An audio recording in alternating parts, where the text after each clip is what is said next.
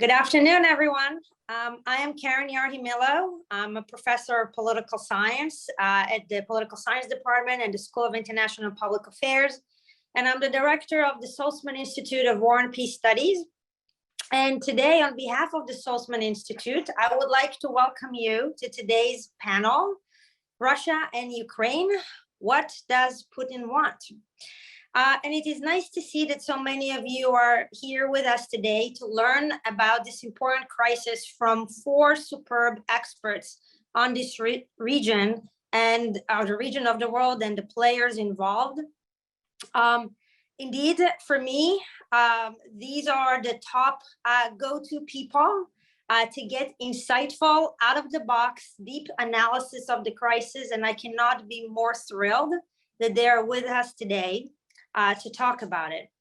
So to give you a brief rundown of today, we will start with Peter Clement, Senior Research Scholar at the Saltzman Institute, and Kimberly Marten, Professor of Political Science at Barnard College. And they will discuss different perspectives on Putin's thinking. More specifically, does Putin decision-making on Ukraine reflect sort of a tactical opportunism or some broader strategic design? Then we will turn to Steve Sestanovich, the Kathryn and Shelby Davis Professor for the Practice of International Diplomacy at Columbia at SIPA. And he will assess Putin's maneuvering on Ukraine, what he seems to have gained or risked in his relationship with the United States and NATO. Then we will turn to Elise Giuliano, lecturer in the Department of Political Science and director of the MA program in the Harriman Institute.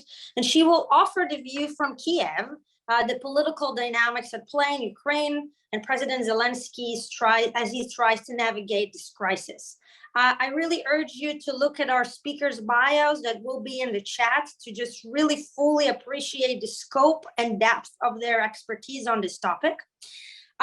After their remarks, we will open it up for Q&A from the audience, and we will just ask that you keep your questions short and in a question form. And so this is what we are going to offer today. And with that being, with him being our first speaker, Peter Clement, who will also moderate the discussion today.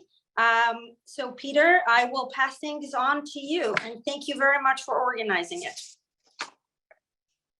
Thank you so much, Karen. Thanks for the very generous and kind introduction. I'm delighted to be here. I'm especially delighted, I have to say, one of the great joys of being here at Columbia and SIPA and the Saltzman Institute is working with amazing colleagues like Stephen, Elise, and Kimberly. It's a very different world for me up here, having left government several years ago. And one of the great experiences I have here is running into these really smart people every day, and we get to debate and argue and discuss the issues of the day, and it's really been a great pleasure. So I'm especially delighted to have very good friends and colleagues here on the panel today. So what are we going to do today? I thought about this, and I'm a big fan of mysteries. And I have thought a lot about what Mr. Putin is up to right now is basically a big mystery. So in most mystery stories, some detective shows up and says, okay, what do we have to figure out here? There's a who, a what, a when, a where, a how, and perhaps most importantly, why? Well, some of these questions we can answer right now. We know who the who is, it's Putin. We know where the where is, it's Ukraine, although we could probably debate, is it also about Europe and the international order? But I think the main focus right now is Ukraine. And I'm delighted that we have a really terrific set of speakers here who are going to offer some seriously informed thinking about the other unanswered questions, the why, the what, the how, and the when. And I think I can speak for all of us when I say there's one thing we all agree on. Nobody knows what Putin's going to do. So we're just like President Biden, Michael McFaul, and a lot of other experts who are pretty candid about the fact that we really don't know what's going on with Mr. Putin. So with that, I am the first speaker. I'm going to forego the introductions. You can read my bio in the chat. and I will do very sparse introductions of my colleagues when I turn it over to them. My comments today are going to focus on two questions. What does Putin want in Ukraine? Like I said, I don't know, but I certainly have thought a lot about this. And what I'd like to focus on are some of my thoughts on factors that may be driving Putin in this pretty big gambit that he's playing vis-a-vis Ukraine, and what that might tell us about how he thinks about Ukraine. My second question, far more speculative, is driven by scenarios. If we end up with Putin actually intervening in Ukraine, would such an intervention actually tell us in a more definitive way, what is Putin really thinking? What is it he really wants? What are the ultimate goals? So those are two issues I'm going to focus on. To talk a little bit about what does he really want?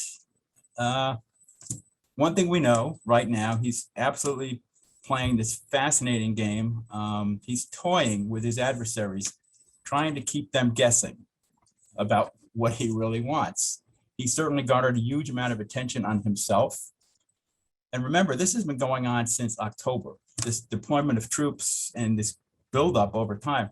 This is a long time in my view. And in my view, the duration of this game that he's playing is actually adding a higher degree of risk and much more uncertainty and the potential for missteps. We've all studied past crises, the Cuban Missile Crisis, a great example, where once you start something in motion, you can't always control the actors, and particularly on the ground, the local actors, and strange things start to happen. So the longer this goes on, the potential for some kind of a misstep here, in my view, grows. In terms of what Putin wants, there is kind of an answer to this in a very real sense at one level. It's not a secret. Putin has told us very much what he wants. In fact, he wrote a 19-page treatise on July 12th of last year entitled The Historical Unity of Russia and Ukraine. The title, by the way, pretty much says what his bottom line is.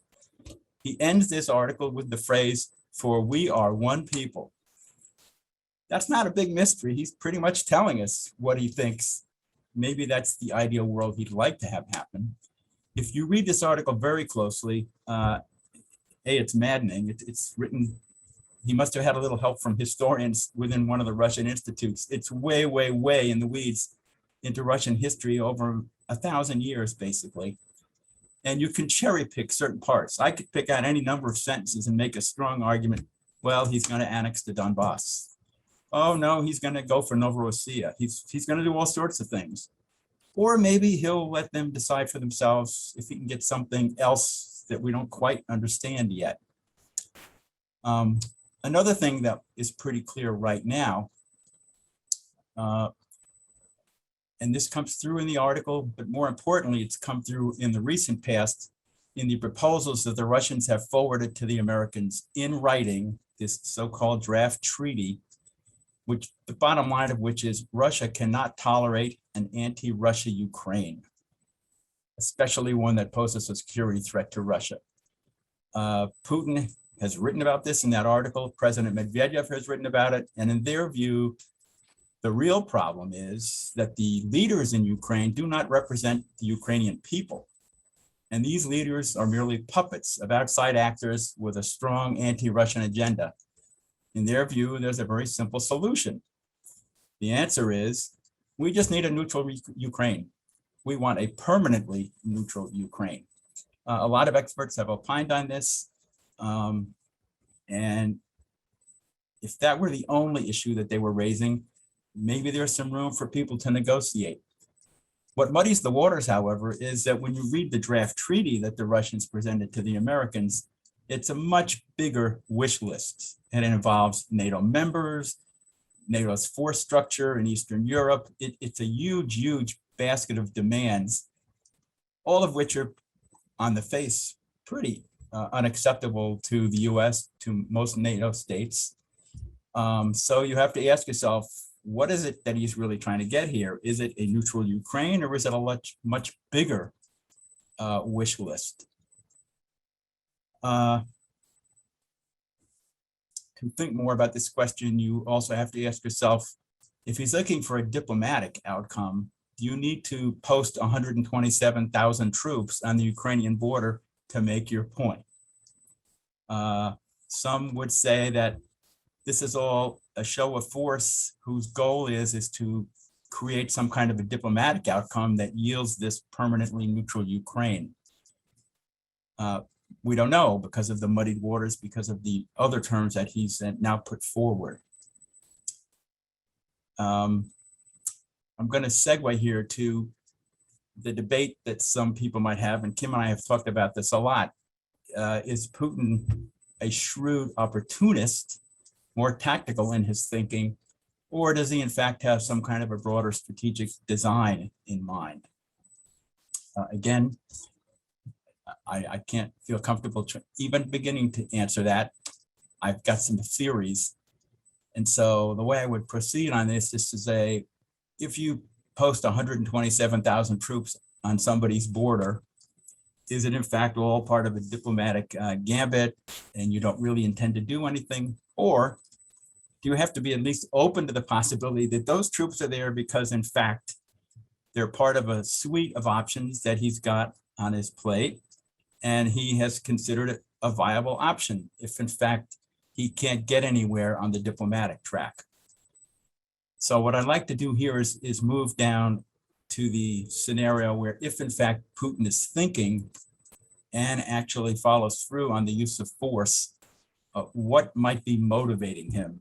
Is this really just tactical opportunism because he feels the West is weak, divided, we have all these internal issues, or is it because he's got some other agenda at play, which has more to do with him and what he'd like to do in the long term, a more strategic view, if you will, the design about Russia's relationship with Ukraine.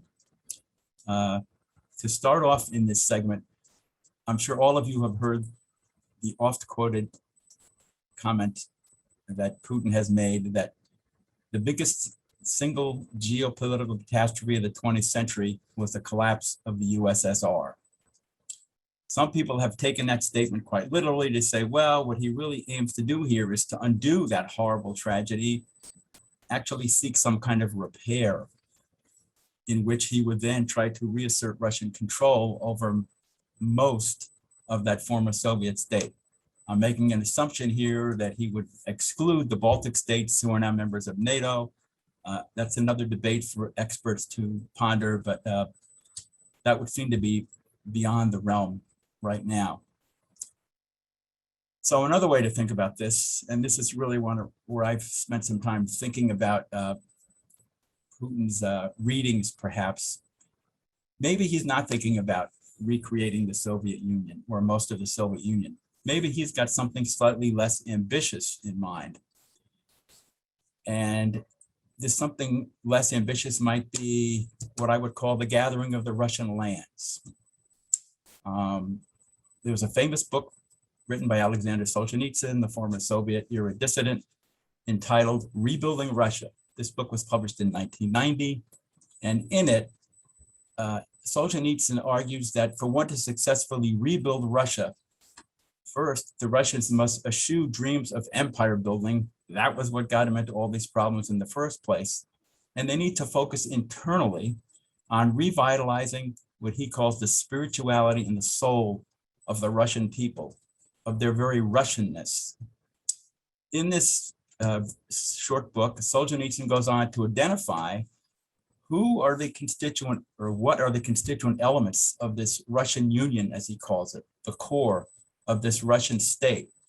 It's very clear about this. That core is Belarus, Eastern Ukraine, and even the northern tier of Kazakhstan, which in 1990 still had a predominantly large ethnic Russian population. So why am I focused on Solzhenitsyn?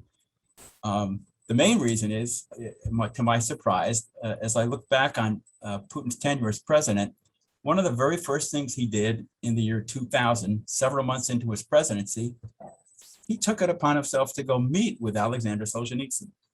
And my first reaction was, well, this is a little weird. Here's a former KGB guy who was part of the institution that hounded Solzhenitsyn, who finally was exiled and moved to Vermont. And yet this is a guy he's reaching out to. Oh, maybe he's just a good politician and he figures, oh, he's a very popular guy and maybe it'll help my creds to be seen with Solzhenitsyn. I'm not persuaded that's the main reason. Then I started thinking about, well, what does Solzhenitsyn really represent? And it was when I started thinking about this book that Solzhenitsyn wrote.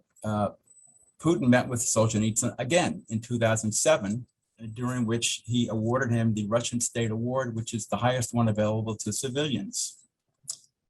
So this is admittedly a little bit criminology on my part, but when I started reading through the book, and then I thought a little bit more about Putin's clear, strong fascination with Russian history. Not unique to Putin, a lot of Russians know their history, but I'm just struck as a leader. He spends a huge amount of time in many of his speeches and writings talking about centuries old Russian history and how it relates to the present.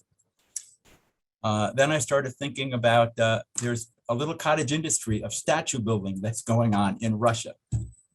You can now find statues of Ivan the Terrible, Ivan Grozny. You can find a statue of Alexander III. And of course, perhaps the most important one and relevant to this discussion is this massive statue that I had a chance to see in 2017. To my surprise, how big it was.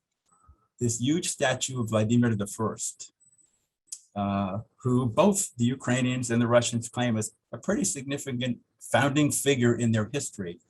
In fact, I think Angela Stent makes this point in her book that their currencies, the Ukrainians have a Vladimir I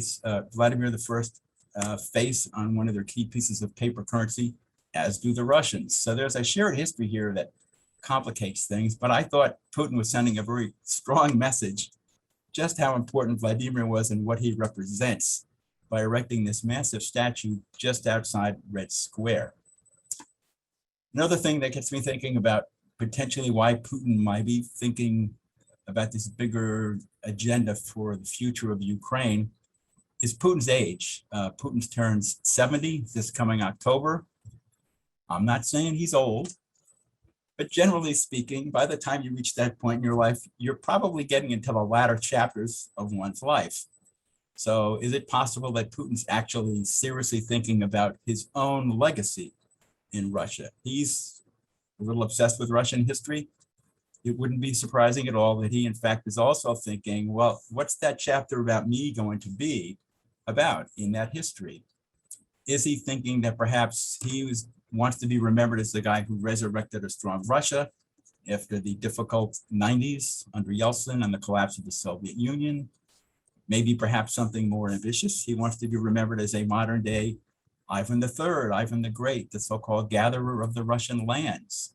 Well, if that's where he's going, what we see coming down the pike here in Ukraine might be very revealing about whether or not this hypothesis holds any water.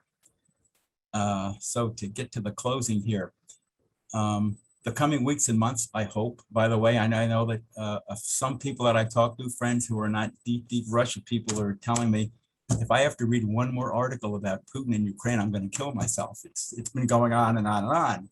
So at some point, I like to think that we will reach some kind of denouement in the coming weeks or months. So hopefully we can get some clarity on these very difficult questions.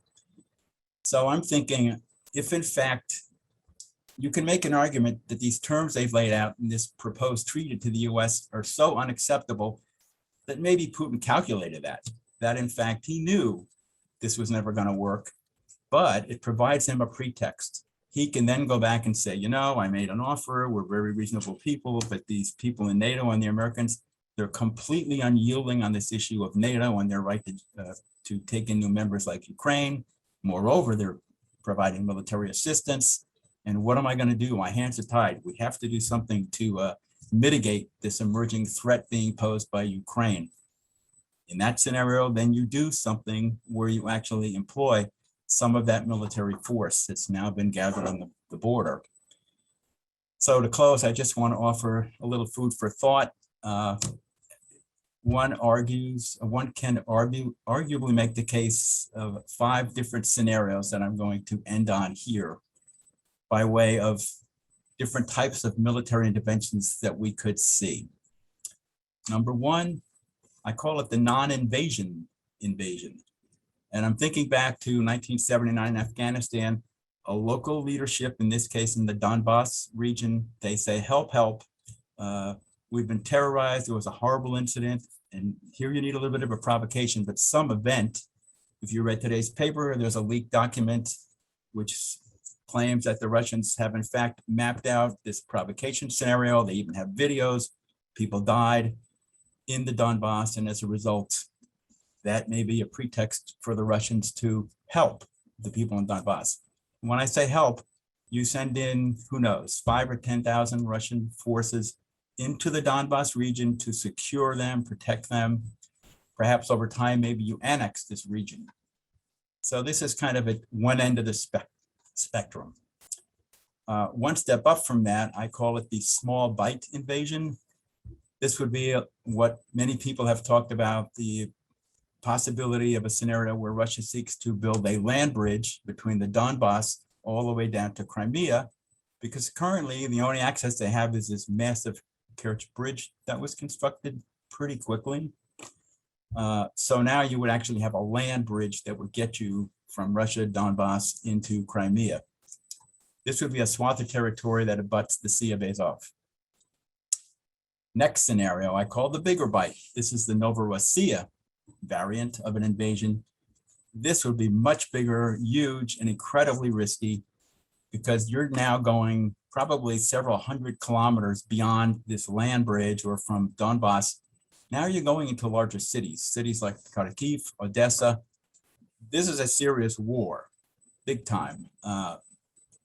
But it's a scenario. Even more daring and ambitious, I call it the half a loaf option. We go all the way to Kiev, because after all, Kiev is the mother city of Kiev Rus. This would get you half, all the way up to the east side of the Dnieper scenario. And then the final scenario, of course, for the people who are seriously pessimistic about all this, it's the whole loaf option, where in fact Russia seeks to incorporate the entirety of Ukraine. I suspect my tone has given away a little bit of what I think about all these. I'm going to end there. I don't want to tip my hand too much. We have hopefully an hour for Q&A. We can, I'd gladly address any of these options if you want to pursue them a little bit more. And I will leave it there. I now want to turn things over to Professor Kimberly Marten. Kim's a professor at Barnard College and here at Columbia. She's a faculty member with the Harriman Institute. She's a deep thinker in her own right on a number of issues. I've been especially pleased with her work on private warlords in different parts of the world, but also the Wagner Group. Read her full bio on the chat room link. But for now, I'm going to turn over to you, Kim. Great, thank you, Peter. And thank you for arranging this panel. It's really a delight to be here today. So Peter specifically asked me to provide a contrast to his own analysis. There's some overlap in what I'm going to say with Peter, but it comes from a different take. And my take is basically that Putin is incredibly self-interested and he wants really only two things. The first is to keep himself in power at home in Russia as long as possible so that he can continue to use state resources to keep himself and his cronies as wealthy as possible. And by the way, it's also to keep himself alive, because we know that once somebody who has been an autocrat is no longer in power, nobody owes them anything when they don't have any resources to distribute. And so there's no reason for anybody else to protect him. So he basically has to remain president of Russia to keep that protection. But secondly, to go down in history as the man who made Russia great again after the humiliation of the 1990s, the collapse of the Soviet Union, and what we might call the US unipolar moment of the 1990s. And I think Putin has been biding his time and waiting until he can take some action to sort of get back at the United States. And that means that by definition, he sees himself as being against the West and specifically against the United States. There's so many ways to get these two major goals met. There's so many different choices that Putin could make that he really has ultimate flexibility. And I would also argue that because he is an autocrat who controls Russian media and increasingly controls Russian social media as well, he doesn't have to worry very much about the opinions of his home audience. And that also gives him a great deal of flexibility. So for these reasons, I take everything that Putin says in speeches and writes in newspaper articles, as Peter was noting, and even does with a very large grain of salt. He is a lifelong KGB operative and a former FSB director, the intelligence agency that took over domestically from the KGB when the Soviet Union collapsed, who is very well schooled in deception, masking, and psychological operations. As he himself says, he's very good at working with people. And so as a result, always with Putin, I look below the surface of things to try to figure out what he's hiding. Now, throughout his life, Putin has been opportunistic. He has had a tactical orientation rather than a strategic orientation. He's really good at taking advantage of situations. In my view, he's never been ideological. He did a great job of pivoting from communism to Russian orthodoxy without blinking. And one illustration that we see right now is that he can pivot with Turkey and be friends with President Erdogan of Turkey one day and enemies the next based on whatever situation they're in. He doesn't have to be one thing or another with Erdogan. He doesn't have to be one thing or another in any way of his life. And I think he fears democracy because of his own self-interest at home, but he has no problem working with democratic countries like Germany when it serves his interests and when Germany doesn't threaten him. Now, he's very good at looking for weaknesses in his opponents and then seizing his chances. And one thing to keep in mind about Putin that I've been saying for years is Putin has never once claimed to play chess. So every once in a while, people will say, well, what is Putin's end game? And of course, that terminology comes from chess. Putin's not a chess player. What are his two favorite activities outside of politics? They're judo and hockey. And what do those things have in common? They both privilege really quick, opportunistic thinking. So he enjoys looking for opportunities to make his opponents fall from their own weight. And I think we saw that most clearly with the Russian invasion of Georgia in 2008, after the leader of Georgia at that time, Mikhail Saakashvili, made a military move into his own territory in North Ossetia that Putin could call a threat. But we've also seen it in Syria and Africa with Putin's moves, and I'm happy to talk about that in Q&A if there's interest. What we also know about Putin is that he is exceedingly risk acceptant and has been his whole life. And in fact, if you go back and look at his autobiography that was published just after he became leader of Russia in the very early 2000s, he is very kind of proud of the fact that he was not admitted to the KGB the first time around when he applied because they thought he took too many dangerous risks. So what does this mean about Ukraine? The timing of his moves in Ukraine, I think, is overdetermined. And maybe you all can even add some more things that explain the timing of his moves compared to what I'm going to say here. But Biden's choices on the Afghanistan withdrawal made him appear weak to many people, both at home and abroad. Biden is having problems at home with his own domestic agenda, as we're seeing that he doesn't have much of a sliver of control over the Congress or the Senate. Angela Merkel is out of power in Germany, and there's no clear substitute to take her place as a key European leader. Meanwhile, Emmanuel Macron in France keeps implying that maybe France isn't completely loyal to NATO and the United States. Europe hasn't fixed its energy dependency issues. Ukraine's leader Zelensky, who Elise Giuliano will talk more about, has having his own difficulties with maintaining support at home. And then there are a bunch of technical things like Ukraine within a couple of years will have its own long-range missile manufacturing capability, which will make it a much harder target to take on. And then we also have Ukraine's recent purchase and first use earlier this fall of Turkish armed drones in the Donbass. And then, of course, everybody globally is consumed with COVID, which means that the attention is, facing in multiple directions. And this matters for Russia at all, especially because Russia has been hit very hard by COVID. There is speculation that the actual death rate from COVID may be 4 or 5 times higher than what the Russian authorities are officially admitting. And Putin may be thinking of this as a new Krim Nash, Crimea is ours moment to take action and to take attention off of his failures in COVID. And in fact, a recent poll that was just released today indicates that his popularity ratings have risen in the past couple of months from what they were at the end of last year. So he's not a long-range thinker, and by moving as he has, Putin has actually, I think, helped fix many of those Western problems that originally may have tempted him to act now. He just doesn't learn that when he acts, he makes the West stronger and they come together. We saw that in 2014, 2015, and we're seeing it again. And that's because he never seems to recognize in advance that he's actually in a strategic game where his actions cause reactions. So what he has done now around Ukraine's borders is to give himself almost an infinite variety of ways to react opportunistically. Perhaps Peter is correct and he's thinking about doing some kind of military action, but he could just launch cyber attacks. He could put consistent diplomatic pressure on. And I really like Fiona Hill's analysis in the New York Times last week. She wrote an opinion piece where she points out that Putin can take an infinite number of opportunistic tactical moves and just over time wear the West down. So his underlying goal may be to break the NATO alliance, to break European Union unity, and thereby, just in his terms, break the West. And he doesn't need to invade Ukraine to do that if he chooses not to do that.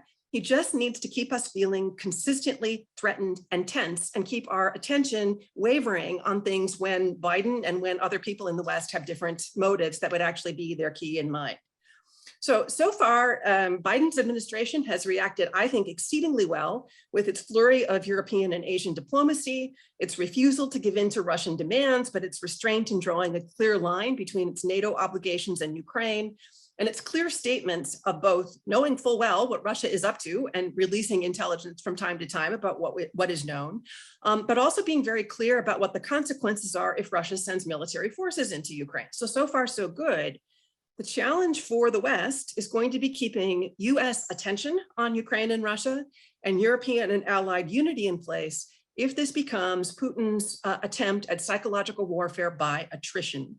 So Putin has the ability to keep us playing a game of permanent whack-a-mole, where you never know where he's going to pop up next with some new threat, and I'll leave it there.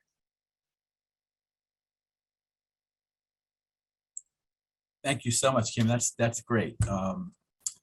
Let me now turn over to Steve Sestanovich. Steve's had a very highly successful career, both in government and outside of government. He's been affiliated with SIPA in Columbia for some 20 years now. He wrote a terrific book, his most recent one, Maximalist, America in the World from Truman to Obama.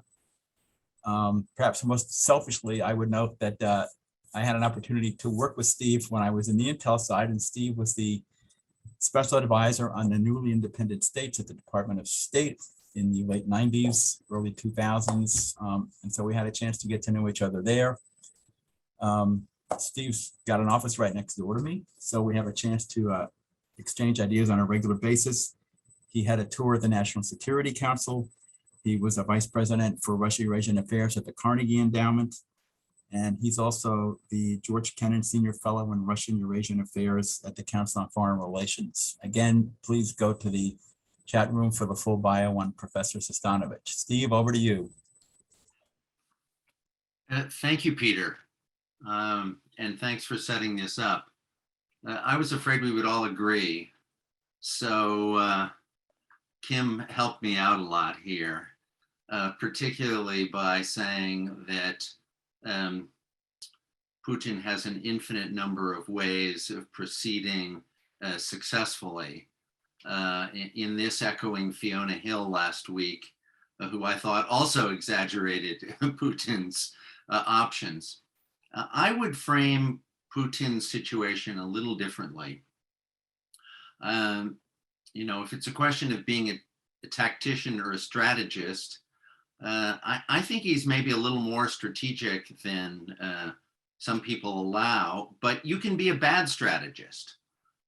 You can screw up, and I think there's some reason to see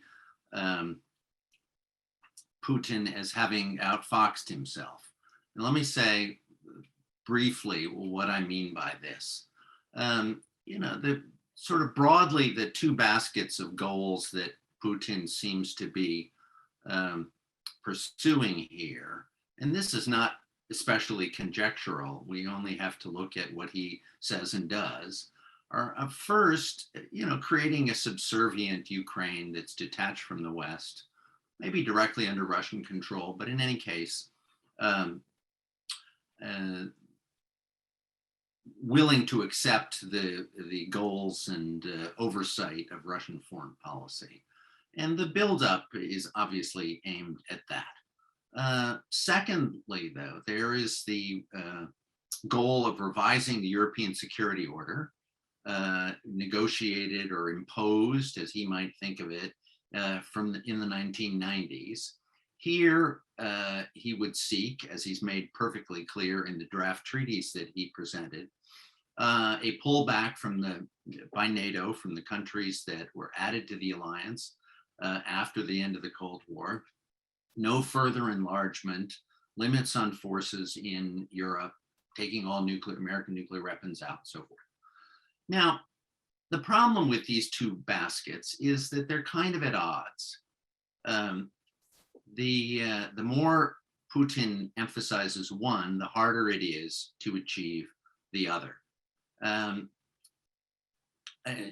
Just to take the most obvious one, an invasion of Ukraine is going to put a lot of the negotiations about European security out the window. So because there are these contradictions in the way, in Putin's goals, there's sort of two interpretations as to what he might really be after. I'm simplifying a little bit here, but each sees him choosing one over the other. As Peter suggested, one possibility is that Putin's European security demands, those treaties that he said the West had to quickly negotiate, no delays, no diplomatic sort of burying of important negotiations in just endless talk. All of that could be just a smokescreen that he expected to be dismissed so that he would then be able to invade.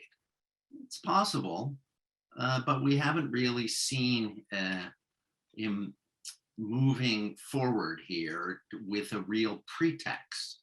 Pretexts for war are hard to find. You can build up on the border, but you need a reason. And he hasn't really got that yet.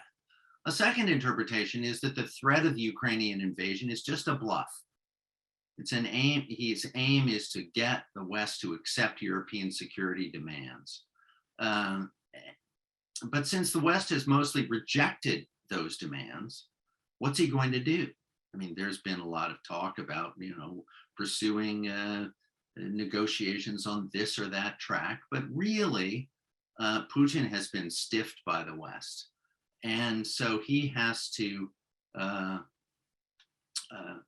figure out what he's going to do. President Biden says he has to do something, which I'm sure Putin is comforted by. Yes, he knows he has to do something, but what is that? And I would say Putin is rather bad at climbing down from exposed positions, at undoing his mistakes.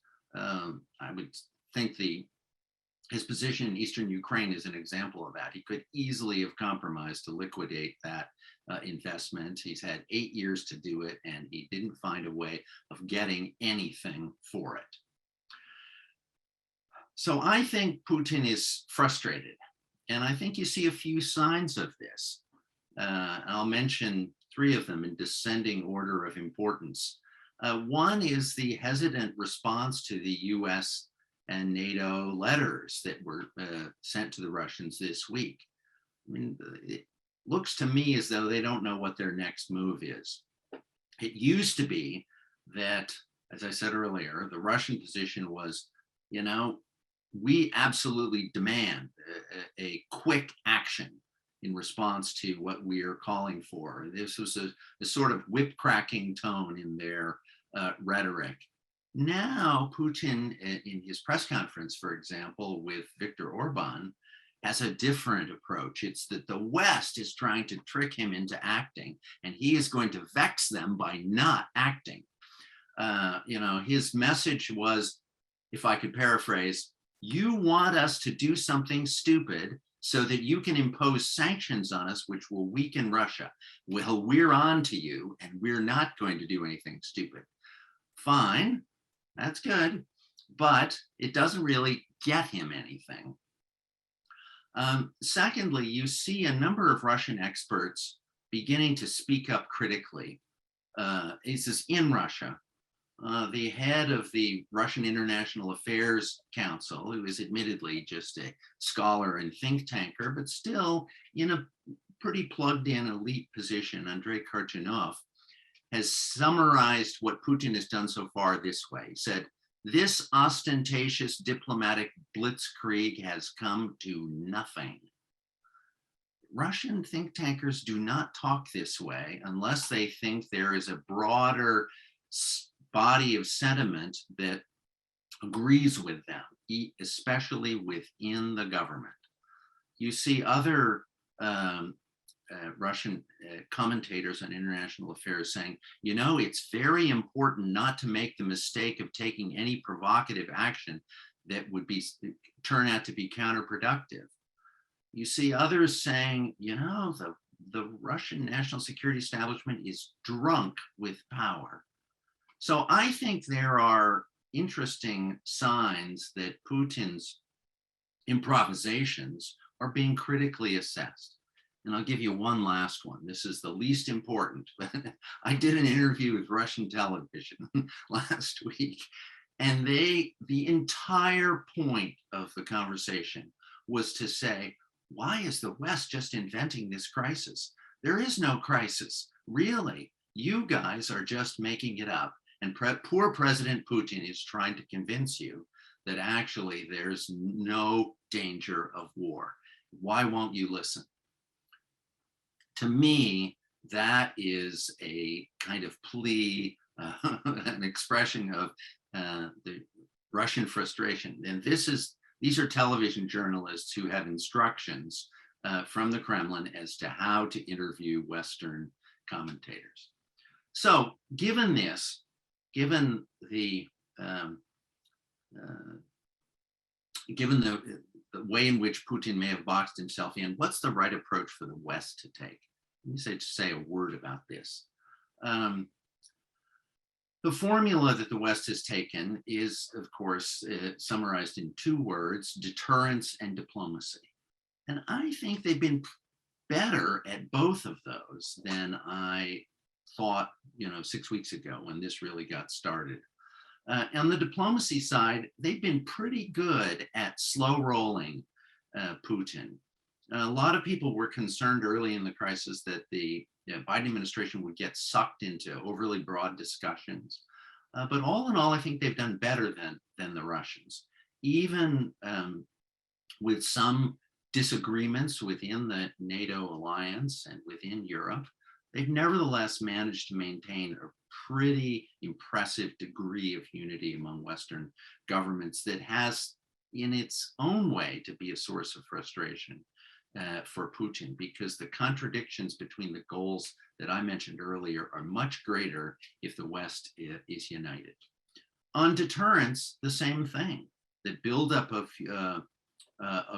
Ukraine's own strength, while making clear that the Western governments are not going to send military units to fight for it, has been steady. The readiness to fortify NATO allies who are far forward in Eastern Europe has also proceeded. It's not just a sanction, but they're making clear to the Russians that if there is an invasion of Ukraine, Western buildup in the East will be much more dramatic. And that emphasizes again to Putin the difficulties that he faces. Let me end with a description of Putin's decision-making that I heard from a Russian friend of mine a few years back, who was somebody who has seen Putin up close over many years, including one-on-one. And he says, you in the West think Putin is very decisive. This is totally wrong. Putin is extremely indecisive. He always postpones decisions. He asks the staff, well, okay, well, maybe think about this. I don't want to antagonize this person. I don't want to pay that price for action. I don't want to have something blow up in my face. This picture that he's a big risk taker is partly PR, I think, or my friend says, and that really he likes to defer. But then, says my Russian friend, he decides impulsively. We can't prevent Putin from deciding impulsively at any moment in this crisis, but the Western governments are trying to create a context in which there are more incentives for him to choose responsibly. And I think they're doing okay. Let me stop with that, Peter. That's great, Steve. Thank you so much. Let me turn now to Elise Giuliano. We thought after all this discussion about Russia and Putin, it would probably be nice to hear something about the perspective from the object of all of this debate, somebody who knows a little bit about Ukraine. So Elise currently is a lecturer here at Columbia University. She's the director of the Graduate Studies program at the Harriman Institute.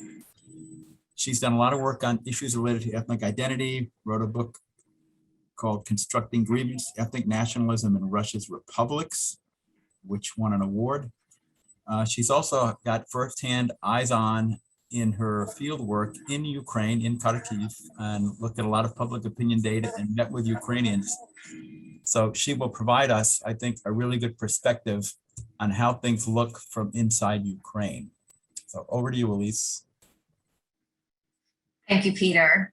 And thanks for organizing this panel and for recognizing the importance of discussing not just Russia, but Ukraine at a time when it looks like relations between the two states can be described by Thucydides' classic formulation in the Melian dialogues: the strong do what they can and the weak suffer what they must.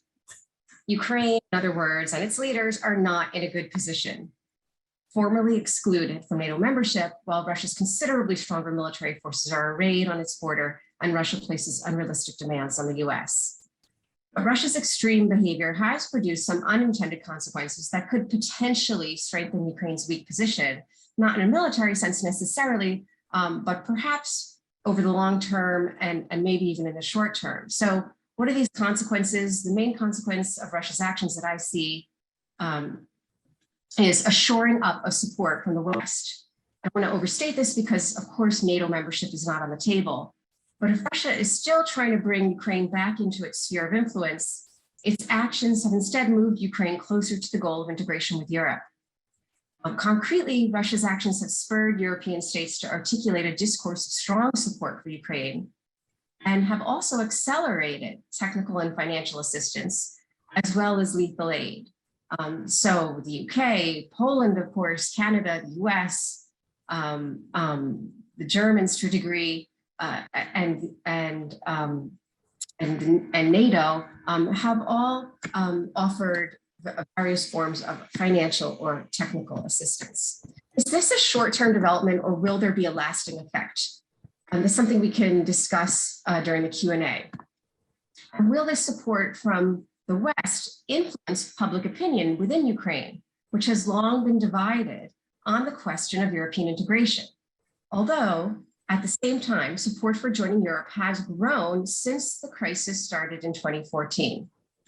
This is an important question because there still exists a significant percentage of Ukraine's population, especially in the regions of the South and the East, that though it no longer supports integration with Russia or with the Eurasian Customs Union, still resists the idea of joining Europe. And let me emphasize that the population of the South and East is not unanimous. There are, a diversity of opinions on this issue of regional integration. More broadly, many politicians and analysts, both here and in Ukraine, understand public opinion on foreign policy questions as a simple binary choice between East and West. My research, listening to Ukrainians in focus groups and analyzing public opinion data, shows that attitudes are more complicated than that, and that a substantial minority of citizens reject the idea that they must join one or the other geopolitical side, and instead prefer that Ukraine engage with both Europe and Russia in a sort of multi-vector policy. And the point I want to emphasize here is that many citizens do not perceive Ukraine to be the object of a grand geopolitical struggle between Russia and the West, and that in general, there's often a disconnect between how ordinary people think about Ukraine's foreign policy and the dominant understandings of Ukrainian political elites, especially those within liberal pro-European circles in Kyiv. Now I'd like to segue into discussing the challenges facing President Zelensky and how they inform Ukraine's relationship with Russia. As an entree point to these broader issues, I want to mention the recent kerfuffle between Presidents Biden and Zelensky, in which Biden told Zelensky in a phone call that US intelligence had determined that a Russian invasion was imminent and possibly would take place in February once the ground had frozen. Zelensky disagreed, saying that the situation is, quote, dangerous but ambiguous, and it is not certain that an attack will take place. So the media in the US went a little crazy, trying to come up with varied explanations for Zelensky's differing perspective from Biden, as well as for Zelensky's restrained rhetoric about the threat.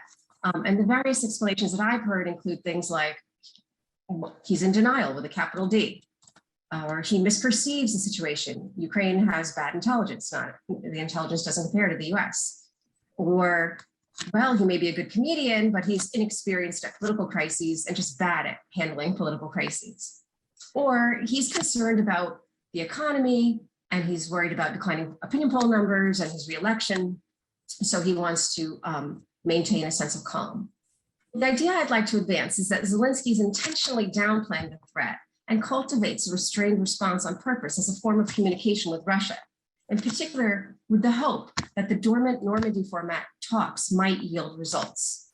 It could be that Zelensky calculates that he can de-escalate the crisis by tamping down his own rhetorical response to the threat, instead of mirroring the Russian leader's extremist statements about Ukraine, or mirroring, as often happens in interstate conflict. Zelensky may be hoping to avoid setting off a spiral of misperception that trips the conflict. Germany's foreign minister appreciates Zelensky's approach. Annalena Baerbock thanked him for restraint and for giving diplomacy a chance, and then stated that she continues to support the Normandy format. The Normandy format is a form of four countries, France, Germany, Ukraine, and Russia, that was established in 2014 to resolve armed conflict in Donbass. The group's negotiations led to the signing of the Minsk Accords that successfully ended the hot part of the war, but did not stop ongoing low-level violence in Donbass. The Normandy group hasn't made significant progress over the years in implementing all parts of the Minsk agreement due to problems with one of the key stipulations that the regions of Donetsk and Luhansk should be granted special status within Ukraine, understood as some form of political autonomy. Given that these regions are currently occupied by Russian puppets, the puppet republics of DNR and LNR, the Ukrainian side has maintained that allowing these regions special status would give them veto power over Ukrainian politics. So this aspect of the Minsk Accords has become a non-starter and conflict resolution has stalled. With all of the attention in the current crisis on Russia and the US, and especially Russia's demands about NATO, the fact that the Normandy group held one of its occasional meetings recently on January 22nd has not received a lot of notice, at least here in the US, nor has the fact that another meeting will be held soon. So what's important to understand about Ukraine and what may help us to explain Zelensky's restraint in the current crisis and his commitment to Minsk is that his entire political career, as short as it has been committed to ending the war in Donbass and reintegrating the territories of Donetsk and Luhansk. He campaigned for president on a platform of ending the war. And this is a goal, very importantly, that was supported or is supported by a majority of Ukrainians. Not just supported, but the intensity of public opinion about the war is evident from the comments of ordinary Ukrainians in focus groups that I conducted in Kharkiv and Dnipro in 2018 and in 2019 before the election of Zelensky. And arguably, one of the key reasons for former President Poroshenko's stunning loss to Zelensky in 2019 was his seeming disinterest in ending the war.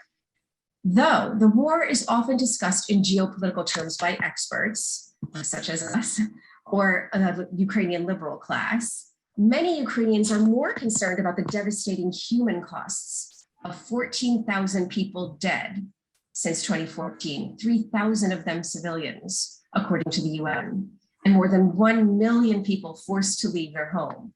Many of these people have become internally displaced people or IDPs within Ukraine. Zelensky, when he was running for office, seemed to understand these opinions and represented them for voters. Opinion data shows that Ukrainians in all 4 of Ukraine's macro regions, east, west, south, and north, place the war above other concerns, such as economic concerns or concerns with high levels of corruption in Ukraine. Though there was higher concern in Ukraine's eastern regions, the regions that are located closer to the war in Donbass. At the beginning of his presidency, Zelensky made accommodations to Moscow to jumpstart negotiations with Putin to try to end the war. He made progress with Russia on the Minsk agreement by agreeing with the Russians to a prisoner swap, which alienated some in Ukraine and was supported by others. He made further progress toward reintegration of occupied Donbass by agreeing to accommodations to Moscow on the issue of withdrawing troops from the contact line in Donetsk and Luhansk. And then, most fatefully for his own political fortunes, Zelensky accepted the Minsk Accords' very controversial Steinmeier formula, which called for elections to be held in the DNR and LNR under the supervision of the OSCE. If the OSCE deemed the elections to be free and fair, then these 2 regions would be granted special status, as I mentioned before, self-governing status, and would be returned to Ukraine's control. When protests by war veterans and parliamentary factions erupted in fall 2019, and then key parliamentary leaders, together with civic activists, accused Zelensky of betrayal, Zelensky modified his negotiating position on the question of Steinmeier formula. Public opinion on this issue is complicated. It was split with the majority favoring negotiations to end the war, but also with a significant percentage of the population opposing special status for occupied Donbass. As a result of all of this, the Paris talks between Russia and Ukraine did not produce agreement. Therefore, Zelensky has not achieved his central goal of ending the war in Donbass and has lost popular support as a result. Though, of course, there are other reasons for his declining support, including COVID. Seen in this light, it is possible to understand Zelensky's aversion, if not desperation, to avoid the outbreak of another war. After failure to deliver on his central campaign promise that resonates deeply with the majority of Ukraine's population, Zelensky's government is facing the prospect of another, potentially even more devastating war. So Zelensky's restrained rhetoric may reflect hope about re-engaging with the Normandy format as an off-ramp in the current crisis, and maybe trying to signal to Russia his openness to doing so. So I'll just conclude with several questions that we may want to discuss in the Q&A. If Russia does not invade, we talk a lot about if Russia invades, if Russia does not invade, what do the consequences of this current crisis mean for diplomacy on the war in Donbass? Is there any real hope for the Minsk Accords? Does Germany's position represent a genuine recommitment to the Normandy format? And with regard to Ukraine, after Russia's current aggression, will Ukraine's population continue to support ending the war in Donbass and the integration of Donetsk and Luhansk, of the occupied Donbass? If so, how will Ukraine's leaders address these issues domestically? Thank you, Elise. Great. You've introduced a whole series of new questions we can debate. But I think you've very well conveyed just the complexity of trying to see the Ukrainian perspective in here. And a lot of it would depend on which part of Ukraine we're talking about. So with that, we're going to go to Q&A. We have a monitor here, Inbar. I'm guessing you're watching all the chat submissions for questions. So we'll turn it over to you, and then we'll figure out which one of us will want to take a stab at the answers. All right, so the first question that we have is from Mark, who is from SIPA. And he says, regarding some of the scenarios that Professor Clement laid out for an invasion, what is the status of the Ukrainian army's ability to defend itself in each case? What role would each ordinary Ukrainian citizen play, if any, and which of the scenarios, if any, would draw in NATO and US troops?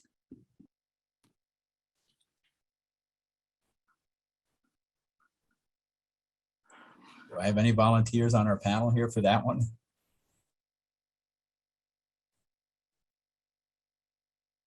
Elise?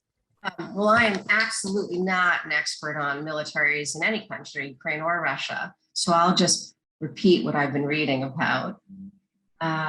Ukraine's military, well, it has improved, vastly improved over the years, but it's no match for Russia. And that's the danger. Like, that's the crux of the situation. That's why I said that, you know, the relative power between two states is the critical issue here. Yeah, and about NATO, yeah, I don't think so. I'll leave that to others to discuss. Well, I'll just offer a couple of quick thoughts. If you read Michael Kaufman or some of the other military experts, I think most people would say that there's not really a contest in terms of the comparison between an incoming Russian military, presumably well organized and planned, versus the Ukrainian forces, particularly since we have the exercise now in the north, on the border with Belarus. You're kind of dispersing Ukrainian forces on multiple fronts. I think the bigger issue to think about, though, is what would the nature of this invasion be? I think Kim mentioned the idea of cyber as an option. If we're talking about cyber in conjunction with small incursions in multiple places, then you're fighting a different kind of a war. The other thing I find concerning is people have also written about short-range missiles. And this again gets into issues I'm less familiar with, but in terms of a military strategy, do you go in on the ground with a massive invasion, or do you try to soften deeper behind Ukrainian forces with missiles and divert everybody? A much bigger topic, but I think part of the answer here is it depends on the nature of the Russian offensive. Steve, any thoughts? Yeah, just a couple of things, Peter.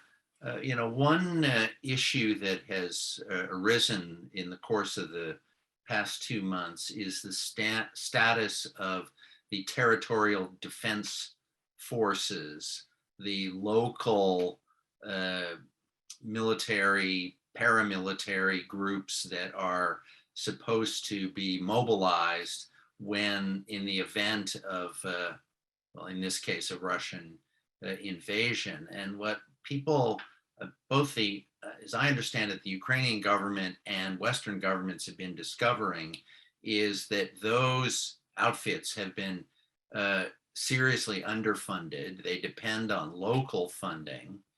And there's been a kind of catch-up effort to try to lend more coherence, funding, real arms and training, so that in the event of one of the scenarios that you mentioned, which is, you know, a small scale reach beyond the existing line of contact, you might have some pushback at the local level. I think the other thing to add that I understood the questioner to be interested in is how would NATO governments respond? And I think you'd see a big spike in military assistance in the event of an invasion. You won't see combat forces, but you will see the increased presence of advisors, and that can mean, depending on the, you know, the extent of hostilities, casualties, and a kind of a sense that Western governments are being drawn in merely by offering assistance. So it's not as though there's a clean line between technical and support equipment and actually deploying combat forces to help the Ukrainians. In the event of a big Russian invasion, there will be, particularly if it stabilizes quickly and there's an attempt to carve off part of the country but not the whole of it, there will be a significant effort to build up the forces of the government and army of what remains of Ukraine. But that will carry its own degree of risk.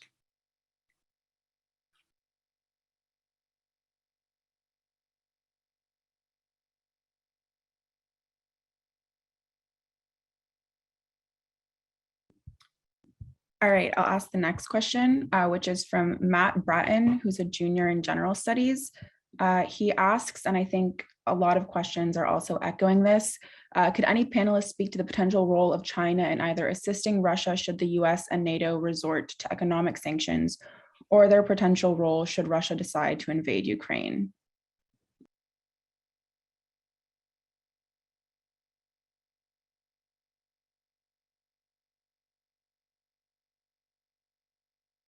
Peter, how do you want to handle this?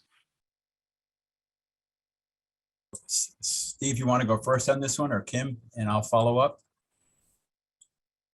Sure, I Kim? can go first. I think what we learned in the earlier Russian incursions into Ukraine is that there was more talk about China-Russia cooperation than what actually came to the forefront, because there are even Chinese state-controlled banks are very dependent on Western, both European and US and Canadian relationships. And so what we saw last time around is that the Chinese Sovereign Wealth Fund was a source for Russian assistance, because that was a wealth fund that was not dependent on those Western contacts.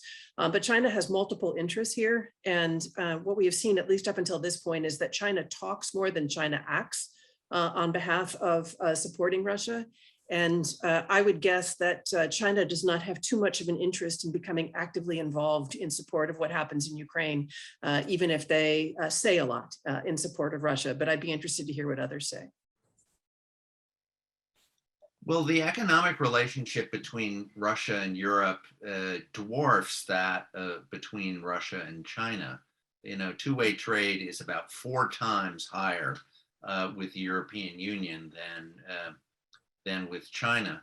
So it's not as though you can simply kind of replace one with the other.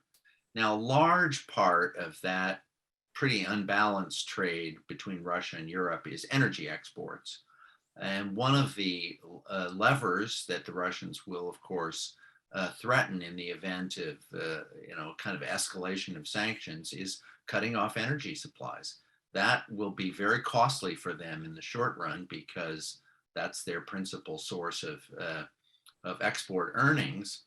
But it's not unthinkable, and it's one of the reasons that Western governments have been paying so much attention to trying to find alternative sources of energy. The Chinese can't do anything to simplify that problem. I don't think you're going to suddenly see either increased purchases by the Chinese of Russian energy or any involvement in the efforts to kind of rescue the Europeans if exports of gas and to Europe get cut off. That's, as Kim says, that's a problem they don't want to get involved in. Yeah, I would agree with both Steve and Kim. There's a terrific article in the New York Times this morning that looks at Russia's fiscal situation and the fact that they have, I think, $639 billion in reserves, which, if you think about it, would provide perhaps a breathing space if, in fact, Russia were to suffer the loss of revenues from the Europeans on the energy side, and also thinking about the new significant pipelines that have been built to China. They're not going to have an immediate payoff to resolve this, but over time, it will provide an alternative source of revenue for the Russians. But I'm with Steve. I think the overall volume with Europe is a huge downside for the Russians if we get into kind of an economic war between the two.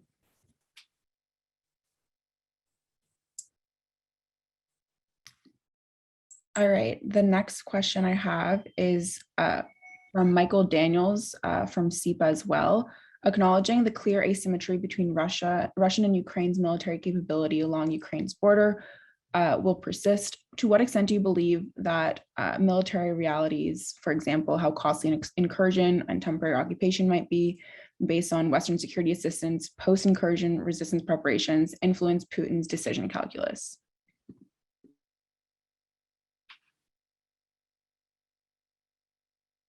Wow, that's a mouthful. And I actually am curious to hear what others say, but I do think a large amount has been written about this by a lot of the experts and some in the media in the last few months. If we're talking about a serious full-blown invasion like this, I think we are looking at essentially kind of a longer-term guerrilla war. And as Steve pointed out, the NATO states, the West here, is probably going to be pumping in a lot more military assistance to the Ukrainians, which could make this a very prolonged conflict. Part of it, again, will depend on what strategy the Russians use. Where do they go first? Do they try to win over people in certain parts in the East? I mean, there's just so many variables here, but I think it's a very complicated story. Steve? You know, people have been reaching for hyperboles here, trying to find some way, something to compare this sort of action by the Russians against a neighboring state, compare it to in the past, you know, anything in post-World War II history. And everyone is saying, well, there really isn't anything like it. There certainly have been, there were big shocks in Western policy when the Russians invaded Hungary, invaded Czechoslovakia, intervened in Afghanistan, and those had effects for a couple of years on East-West relations.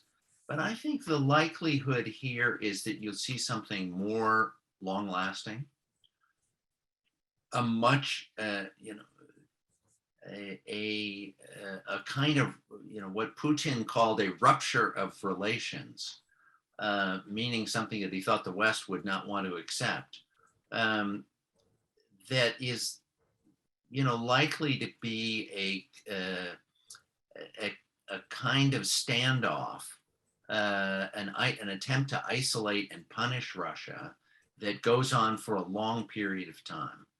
The Russians may occupy Ukraine, but the cost of it, I think they're beginning to see, will clearly be enormous. You'll suddenly have all European states blowing way past the 2% of GDP pledge that they made to NATO in defense spending. You'll have a big increase in the presence of US and West European military forces in Eastern Europe on NATO, on the territory of NATO members. You'll have a kind of rupture of economic relations, which will not be complete because, you know, even in the Cold War, you had a certain degree of East-West trade. But I think the transformation of East-West relations in the event of that kind of military action will be enormous. Kim? I think we also have to think about the costs that Putin might be facing at home. Yes. Know about the incredible, I mean, there's a very strong level of relations at just a civil society level between Russia and Ukraine that have been, you know, maintained in the post-Soviet era. And I don't think that the Russian population is going to be very happy if they start understanding that Ukrainians are dying in a war with Russia. I think that also we have evidence that some of the strongest civil society groups in Russia are ones like Soldiers' Mothers, which even if it has been, I think, was declared an agent, so we're not sure if that particular group will continue to operate. But still, there is a sense that Russian families don't want their kids to go off and die in war. And that's one of the reasons that Putin has been using the Wagner Group in so many cases abroad, where he's attempting to have influence without actually putting people who are Russian conscripts or people who are in the regular Russian military at risk of casualties and death. And so I think that Putin has to be aware of the fact that at home, his actions, if they actually lead to any kind of significant violence in Ukraine, are probably not going to create an upswelling of popular support. Saying that he is taking on the West is one thing, that might get a lot of support. But if it actually comes to fighting in Ukraine, I think he might find himself in a very different situation, and he must know that. Kim, if I could just follow on. First of all, can everybody see the map from my screen? Can you see the map, everybody? I certainly can. Okay, great. I only put it up there because I'm a big fan of maps in my classes, but B, Ukraine's a really big country. If we're talking about a serious, huge offensive, I suspect you need more than 100,000 troops, A. And B, Kim, you're dead on here. I would concur. I think Putin's a very, very careful thinker on taking big risks. The conduct of the war in Syria, the goal here is to minimize the casualties. As you said, the Wagner group, and the fact that most of Russian military support has been air support in bombings in Syria, but not the ground forces, trying to minimize the number of body bags coming back. And the ones that they do bring back, they don't want to highlight them, even to the point of not marking the graves correctly. So I think that would argue against some of the more dramatic scenarios that I laid out in my comments. I just thought I'd put them out there for discussion, but this would be a big deal to have ambitions that go well beyond the East. Can I just want to add and endorse everything Kim said. I've been thinking about this a lot. And what Peter's, it's absolutely one of the hugest costs for Russia. And just keep in mind that in the war in Donbass, the Russian government hid the soldiers who were coming back. They kept it from the people. And that's one of the reasons why I think why Russia said it was not in Ukraine and denied that it was there in the first place. And also went after local ordinary Russians who posted on social media about soldiers who were returning from the war. The local authorities went after them, and they were harassed or even worse. So it's a really huge consideration. Unless Russian leaders have a very short memory, they understand what attitudes were during the war in Chechnya. And the population was not supportive of Russian boys dying in Chechnya. Great. So the next question that we have is from Paige Williams, also from SIPA, and she asks, in terms of forceful diplomacy, the sticks are obvious, but what kind of carrots can the West offer Putin, perhaps to give him an off-ramp and or save face? Or is this not a politically viable move for the West and Biden?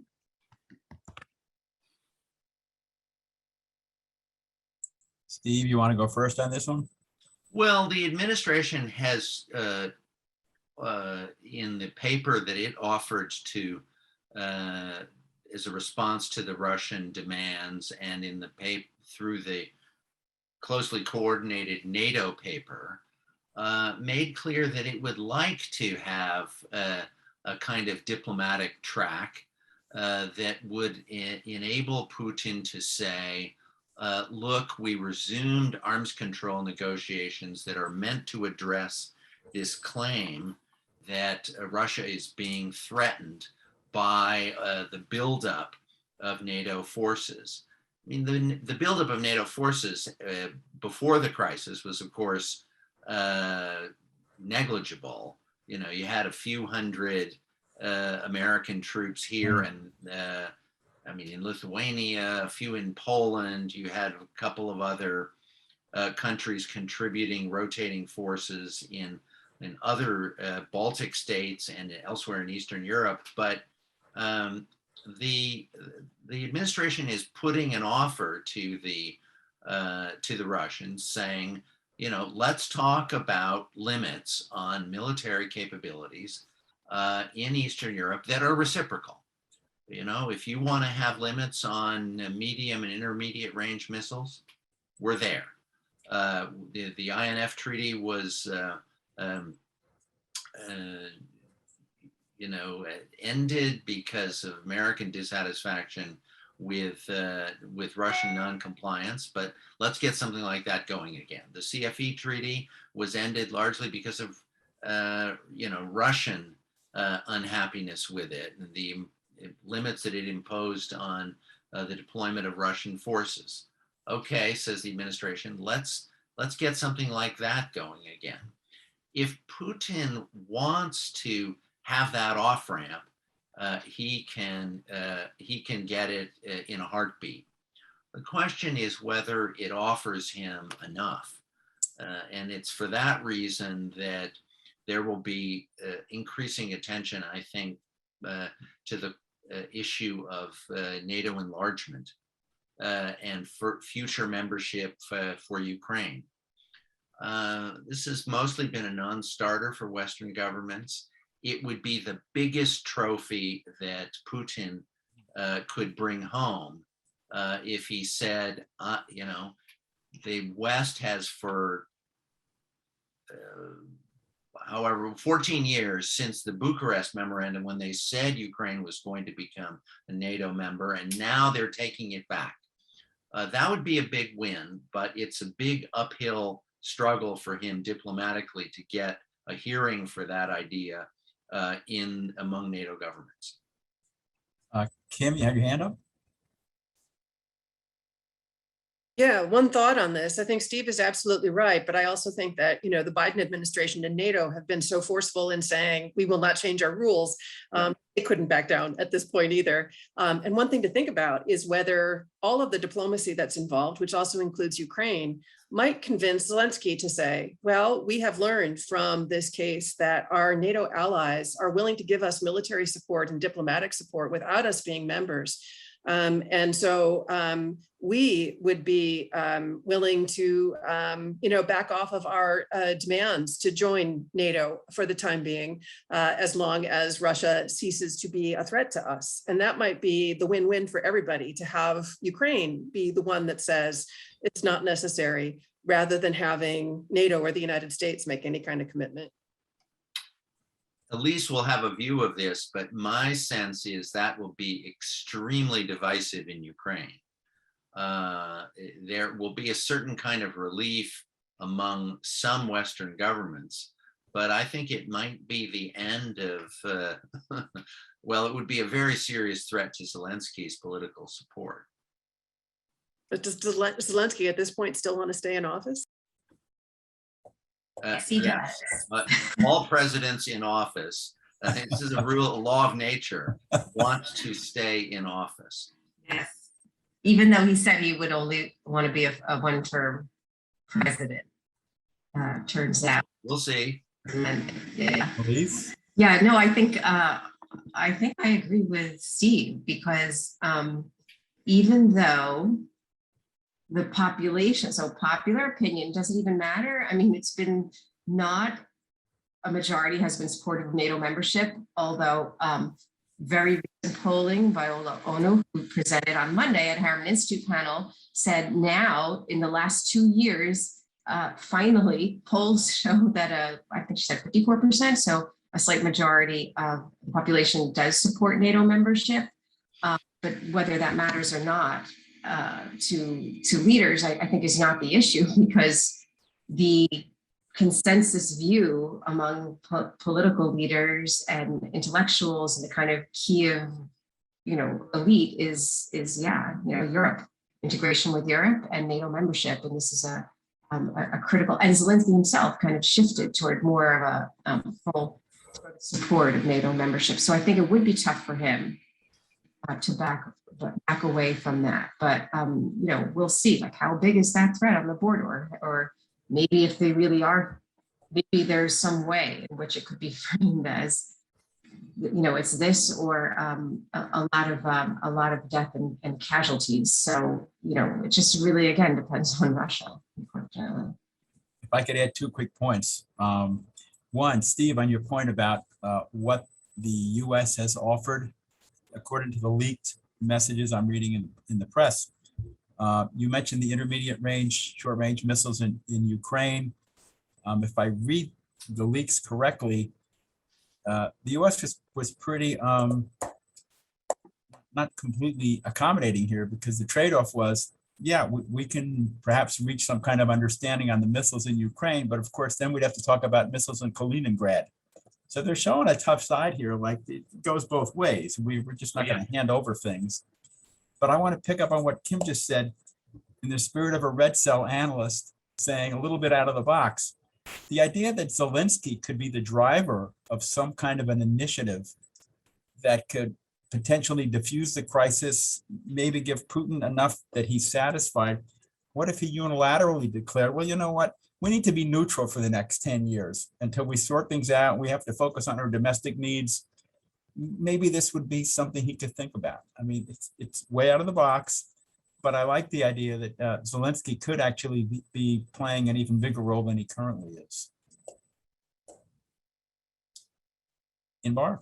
Yeah, the next question that we have is from Colonel Rick Turner, who's the Saltzman War College Fellow. And he asks, who is Putin's top influencer and or confidant, formal or informal? Is there anything that we can learn about Putin's quote unquote next moves by understanding his confidant's background and upbringing? Secondly, who does Putin admire? Is there anything we can learn from his hero's legacy that might inform our actions and policies today? I suspect we all have views on this one. There's a terrific article, I believe it was in the New York Times, about Putin's advisors, and high on the list were Mr. Patrushev, the head of the Security Council, Mr. Bortnikov, head of the FSB, and also the head of the SVR. So pretty hard-nosed, hardliners.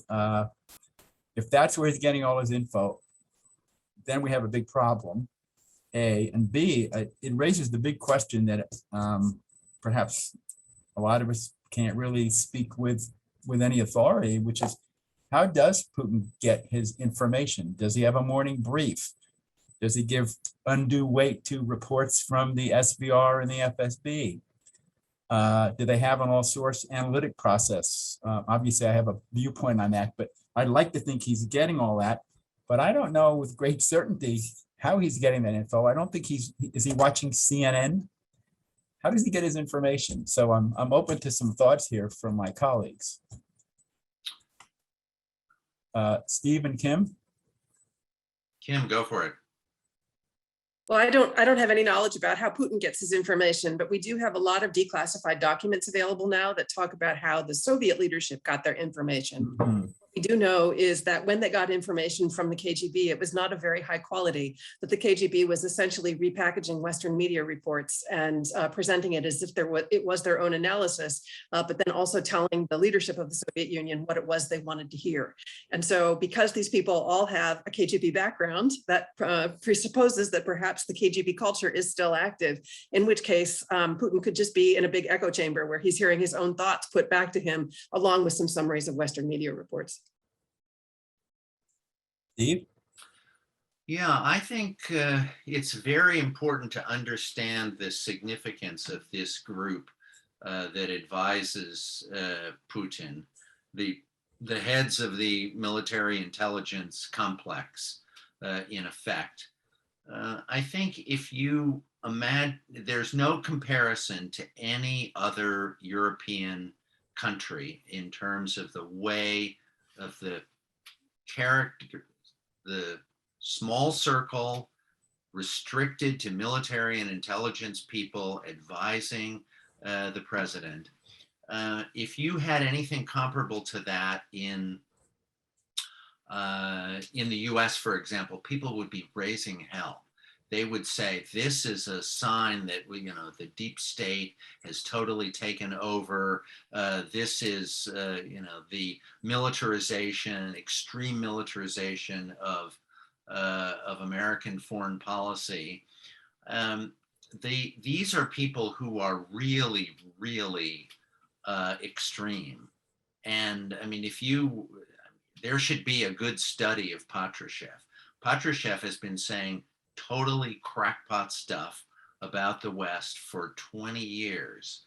And one special neuralgic point for him is the conviction that any small military cooperation between the United States and any Eastern European country is preparatory to war operations that will be undertaken in the event of hostilities.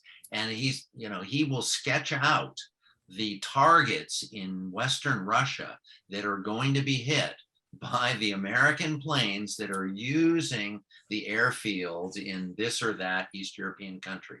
It's very, very extreme, just complete whack job assessment. you know, that there in the Cold War, there were always these generals who were kind of forced out because they had such nutty views, and they became caricatures of themselves. The people that we've been describing around Putin are of that ilk. Now, one of the things that's a little disturbing, though, is that the foreign ministry has taken to imitating this style. The crazy talk from Russian diplomats is meant to dispel all suspicions within the establishment that they might be too even-handed, too sympathetic to the West. So they've been talking a kind of nuttier game of late too. We don't know whether this is succeeding in retaining some influence for the foreign ministry or not. If I could add one more point, and I'm glad that Kim talked a little bit about this, and Steve, a point you made earlier, just because you may be smart and shrewd in your calculations doesn't mean that you can't screw up. So in terms of the advice Putin may be getting and how he acts, for anybody who's ever read the documents that fortunately for us have come out of the Soviet era archives about Soviet decision-making that led to the intervention in Afghanistan, if you read those documents, you absolutely won't believe your eyes. The first time I read them, I was in a state of shock, because in March of 1979, the Politburo members, we have the minutes and who said what. They were completely convinced that this was a crazy idea, that if you think about the culture and the history and the people and the religiosity and the Muslim factor, only a crazy person would go into this country. And yet 9 months later, they do exactly that. Why? Because after all, the head of the current Afghan government had met secretly with a CIA officer, and they were worried about the West making inroads and thereby shifting the correlation of forces in the world. This is why we need to go in. And you just can't even believe it when you read this stuff that they could be so crazy. And also the way the decision happened, this was really Brezhnev, Mr. Ustinov, and Mr. Andropov primarily who drove this decision. It was a memo from Andropov, the head of the KGB, that made the final argument, we need to do this. I don't want to make a direct parallel, but it's very dangerous when you have a small circle of advisors who have a very strong worldview. Kim? Yeah, if I could just add two things. First of all, dictators around the world, autocrats around the world don't like to hear bad news. And so when you're in a situation where you know that if you get on Putin's bad side, that is at a minimum the end of your career and perhaps the end of your freedom, you're unlikely to argue with him. But the second thing to keep in mind is that because of the COVID happening, Putin has reportedly been surrounding himself with a smaller and smaller group of people that they have to go through something like a 2-week isolation before they're allowed to speak with him. He's in a bunker somewhere. And so what that means is that the amount of people he's hearing from is probably even less than he was hearing from before COVID. Inbar. Yeah. So our next question is from Jean-Louis Gregorin, who's a senior lecturer at Sciences Po in Paris. And he asks, don't you think that Putin has an alternative to open warfare?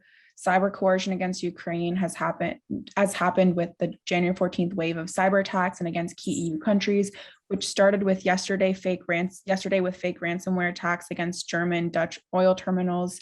Do you believe that the Biden administration, having achieved a fragile understanding with Putin to prevent ransomware attacks against major US targets, would run the risk of cyber retaliation?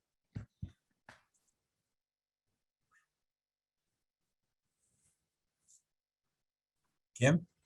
One thing we have to remember is that just because an initial attack happens in the cyber realm doesn't mean that the response has to be in the cyber realm. Cyber is just one domain of conflict, and the United States and NATO in general have made it clear that they believe that cross-domain responses are possible. So I think that just as I had talked about how Putin has a lot of choices in what he chooses to do, I think we should keep in mind that the United States and NATO and the West have a lot of choices in how they might respond if something like that is traced to the Kremlin.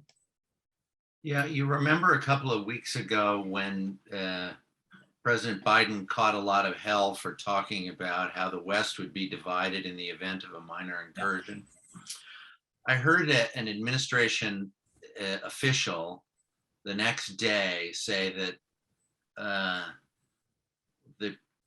what the president had in mind was precisely this sort of hybrid operation in which the main arm of Russian action was in the cyber area. But they also confirmed the thought that in that event, you would have a lot of disagreement among Western governments as about how to respond. That this is an area where I think our questioner is right to raise this.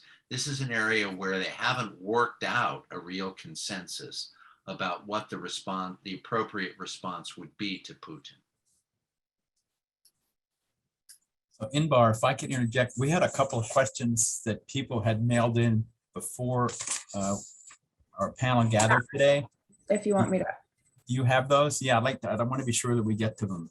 Yes, I have those. I just unfortunately do not have the names attached to them. So the first one is Putin counting on Germany to provide him with a favorable response to the Ukraine crisis? Can NATO be effective without strong participation and commitment from Germany? Okay, and that actually came from the Ridgewood Library History Book Club, Ed Houlihan.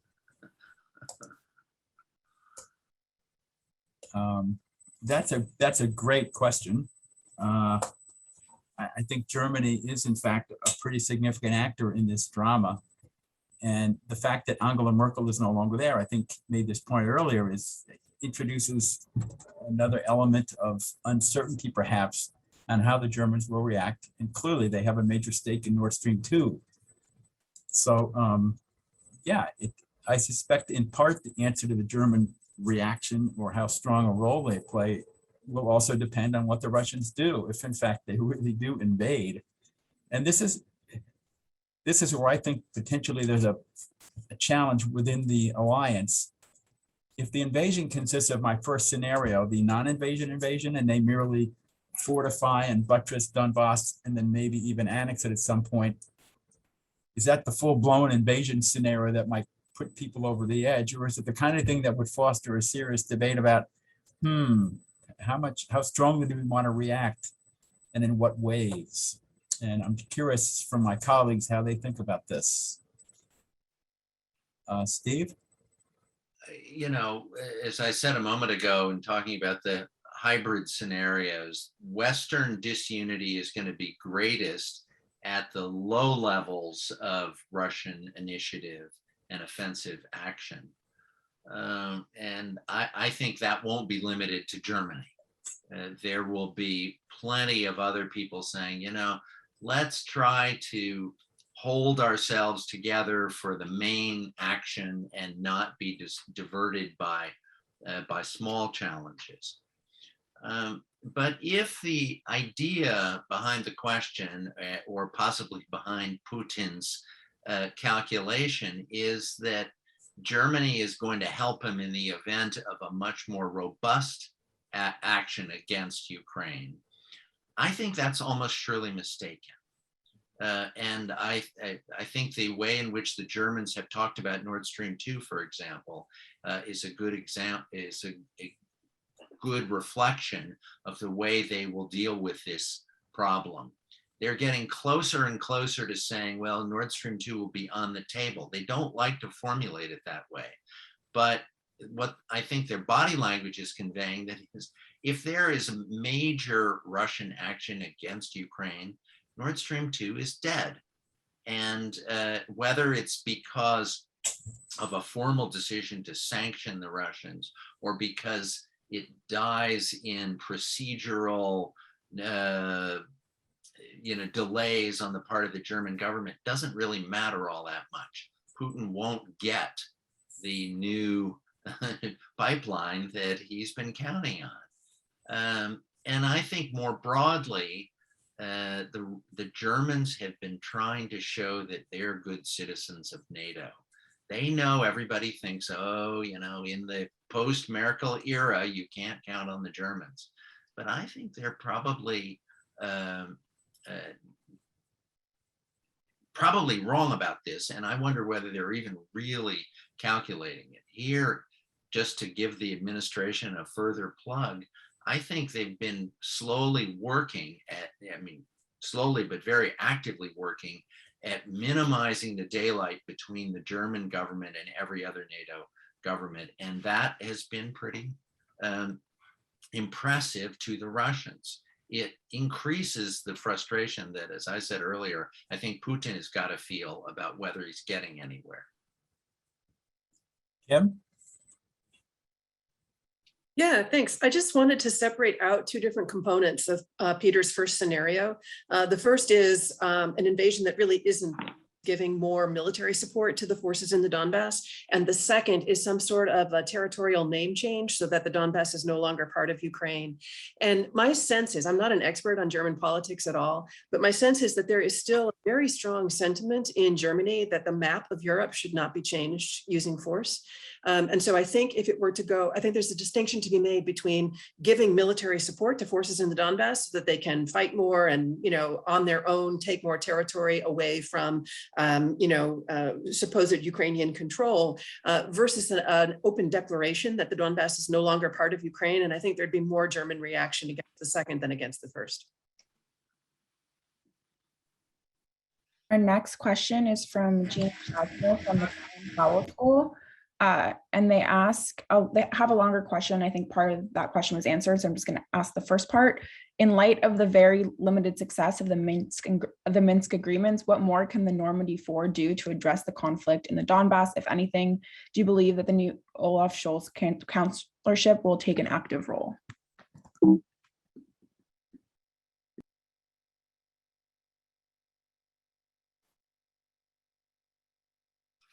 Elise, do you want to take the first part of that? Because I think a key to that is just how receptive Zelensky is to actually moving forward on some of the more problematic aspects of Minsk that you alluded to. Yeah, so yeah, this was sort of the question that I raised in my talk, because I'm not an expert on Normandy format, but it is pretty clear that in the past, Zelensky was highly committed to it, but he's very constrained, or he has been very constrained by domestic political considerations within Ukraine. And then the question that I raised was, would this crisis change that? And that, is in line with the point that Kim raised and the point that you reiterated, Peter, that maybe Zelensky could suddenly take some dramatic action to move negotiations along. And I like the way you guys framed that, and I wouldn't exclude that possibility, because there were certain statements that he made over the past few years when he received pushback about accommodations or to use a harsher term, betrayal in his position vis-a-vis Russia or in the Normandy format. And he just seemed to me genuinely committed to, he had one statement where he said, like, I don't care who these agreements was signed with, i.e. DNR and LNR, we have to stop the murder of our people. So that's a few years ago. Things have changed for him. That's the point. But I feel like if we could try to get down to like something that he really wants to do, this is just of my comments, he really wants to move forward with that format.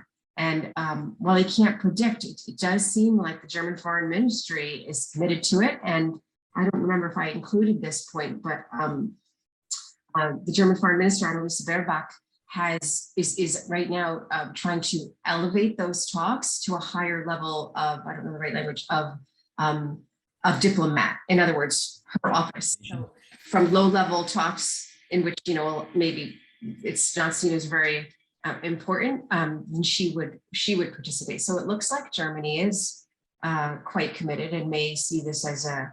I mean, I know a lot of Ukrainians right now are probably aggravated because there's just so many problems with Minsk, and the Normandy format has been lame, has not accomplished a lot.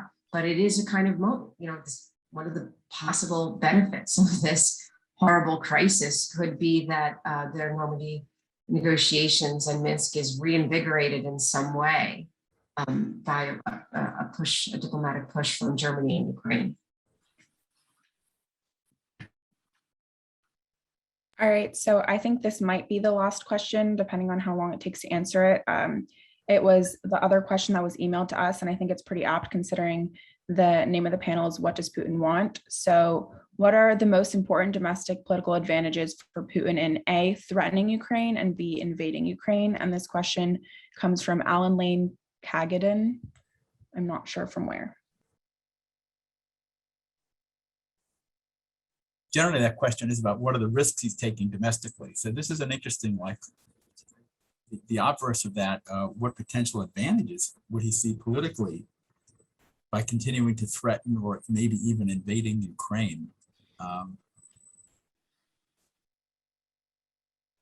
going to share this one with everybody. I think that's a really hard question because at first blush, I don't see huge advantages. If you've convinced, there's a good article in the Times today that a certain number of Russians interviewed on the street by a New York Times reporter say, well, I'm worried about my life. I hate politics. I don't like what Putin's done. This whole Ukraine thing, I just don't want to be too focused on it. But they do believe, and what's interesting in the interviews was they because they're bombarded with RTV and Station One on the threat posed by NATO and this military support to Ukraine, that in fact is some kind of a real threat. Now, whether Putin can translate that concern about threat into justifying an invasion with the costs that we've discussed earlier, that's a tricky, very narrow road to navigate in my view. So I'm not convinced there's huge political advantages, but I could be wrong on this. I'm eager to hear what others think on this. Kim? One thing we haven't talked about is Russian ethnic nationalism. And I don't think it's a majority of the population, but I think there probably is, including within the military, a group of Russians who probably do have ethnic nationalist goals and beliefs. And I'm not sure that an invasion of Ukraine is necessary, but by showing that he is tough against the West and that he cares about Ukraine, and that, you know, by publishing the article that Peter has focused on, Putin might be trying to throw a bone to, or in some ways reach out for support among those ethnic nationalists who might be very unhappy about the way that he's managing the country, given the way that COVID has had such a terrible effect on Russia, and given that the economic miracle that Russia was experiencing a few years ago is no longer in place. Steve? You know, I think that Putin's idea of domestic advantages to be gained through this crisis mostly revolve around avoiding military action. They involve getting the Ukrainian government to, roll over and show more deference. They involve getting Western governments to say, yes, just as you said, President Putin, we've been ignoring Russia's security needs too long, and now we are going to show the kind of respect that you're demanding. That scenario is one that elevates him to, historic statesman level. Whether starting a war that has an uncertain outcome and isolates Russia seems to me more problematic. It may have certain kinds of rally around the flag potential, but it also has downsides in terms of seeming to reduce Russia's standing as a great power, to make it more embattled, to undermine the idea that Putin is the, all-seeing father of the nation who can, get Russia the respect that it deserves. So I think he is, for all that military instruments have been important in the evolution of this crisis, the greatest success, the formula that most probably attracts him most, is one in which he doesn't have to use those instruments. Thanks. Inbar, Do we have Yeah. time for one more? So if we have time for one more, we have a question from Michael Rubin, who's Saltzman staff.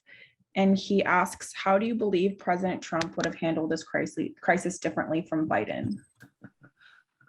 You weren't supposed to ask that one, Inbar. Oh, then I'll ask another one. I'm totally kidding. I'm totally kidding. Okay.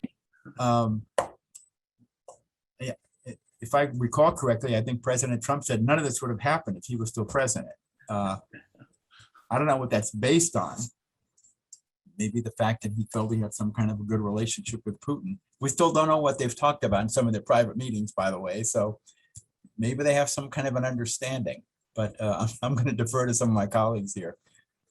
Steve? Well, I think one of the things that would have been most problematic for Trump to develop that has been well handled by the Biden administration is the sort of nudging along of NATO,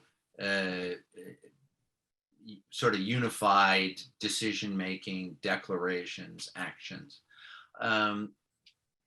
Trump was sufficiently unnerving to the rest of the alliance that they would have been either sort of reluctant to help him, but also nervous that he was drawing them into some confrontation that where he might do something kind of wild and crazy. Remember, fortunately, some of this is receding into the past and we forget about it, but President Trump's approach to crises was generally to talk about fire and fury, and the Europeans don't like that.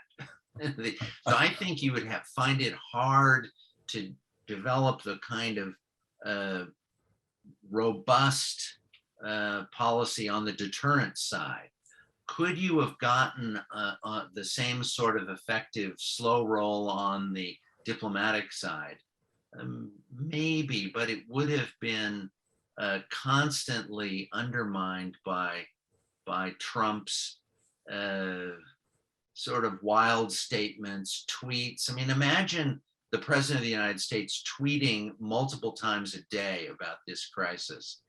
I think that one of the things that, for all that people ragged on the president for the minor incursion gaffe and talk about his, too long press conference, I think basically they've been pretty disciplined in the way they've handled the messaging, and that's in contrast to the general pattern of the Trump administration. Kim? I'm not sure that Trump would have seen this as any kind of a threat. I think he might have presented it as Ukraine is trying to draw NATO into a conflict that doesn't serve anybody's interests. We know that Ukraine is really corrupt. We don't trust any of its leaders.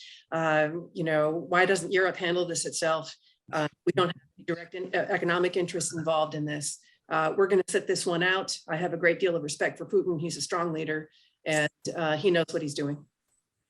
So I don't think it would have been a crisis for Trump, because I think he would have stayed out. Actually, Kim makes a really good point here. We do have a little record of Trump's interactions with President Zelensky, which involved the phrase, "do me a favor," though. So his view of Zelensky is probably unlikely to be a constructive one. The only point I'd add to this is the other factor here, of course, is Congress. I mean, it would be fascinating if Trump were posed with this challenge here from Putin.